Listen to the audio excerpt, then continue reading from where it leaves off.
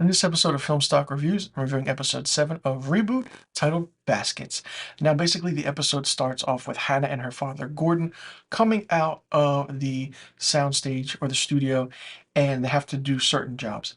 Hannah has to go to the writer's room, and Gordon has to do a loop of audio with Clay. But they switch off. Hannah goes to the loop, and then Gordon, her father, goes to the writer's room. Now, when Gordon goes to the writer's room, Bree comes in and she says that, oh, yeah, I'm sorry, Hannah didn't tell you I was supposed to sit in. So she sits in, starts pitching ideas left and right like crazy, and just takes over the writer's room, pitching ideas of a Christmas episode, having Chris Pine, there and trying to do certain things. While that's going on, Hannah is in the studio with Clay, as Clay is reading lines and overdubbing and making the audio sound much more interesting and clearer, but he can't get through it, and it's really, really funny. Now, not only that, Reed and Zach basically have this kind of basketball game, and Zach is playing with, a pickup game with his boys, and when Reed gets there, he finds that the boys are like literally boys. They're Jewish boys, and Reed's like, "What is happening? What am I doing? I don't understand. This shouldn't." So they show that whole montage of him playing basketball, and it's funny. He just puts his hands up, blocks the ball without even trying. It's just effortless for him. And then they call him certain names like Urkel, or hey, what is that guy doing over there? Like standing there, like Frazier calls him a golden girl. Things get a little heated. He kind of checks one of them and like uses his elbow and hits one of the young kids in the face. He starts crying and bleeding.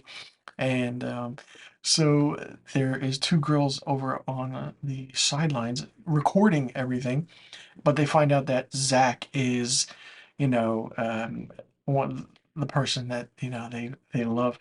So one of the girls gets a Zach to go to the prom with her. That whole story, and it's pretty funny. That scene entirely with Keegan Michael Key was really, really funny and really, really hilarious.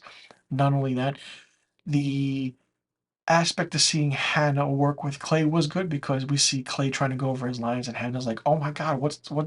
Can't you just get it right?" And then Gordon leaves the writer's room because Bree's taking over, and then Hannah leaves, so they switch.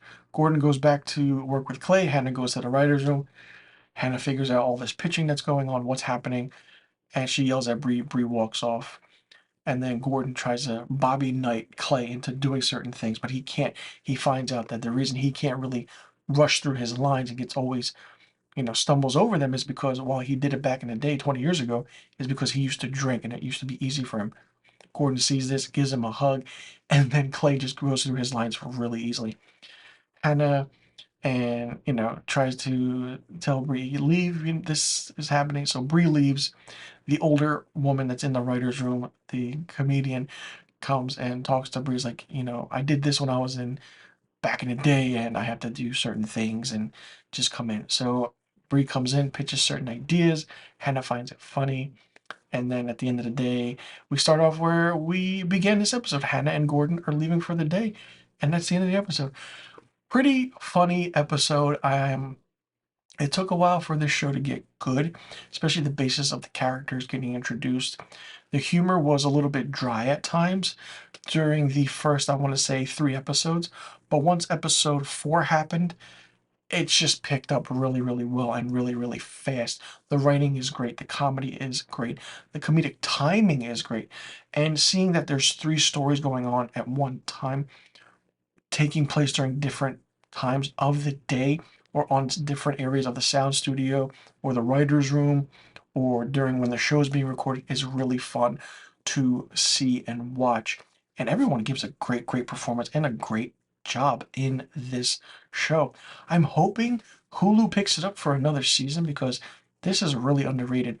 This is one of those shows right now, and I said it before in one of my other reviews that I did for a previous episode. This is one of the shows that nobody is watching right now. It's one of those shows that you need to watch and enjoy it and love it. If you don't like the comedy, don't watch it. But Paul Reiser's great, and the other actors are fantastic. And this season is 8 episodes, so there's one episode left, and I'm curious to see what happens and to see how everything comes together. Let me know in the comment section below what you thought about episode 7 of Reboot titled Baskets. Did you like it? Did you not like it? What did you think of it? And what do you think is going to happen at the end of this season? And do you think this show will get picked up for another season? Let me know in the comment section below.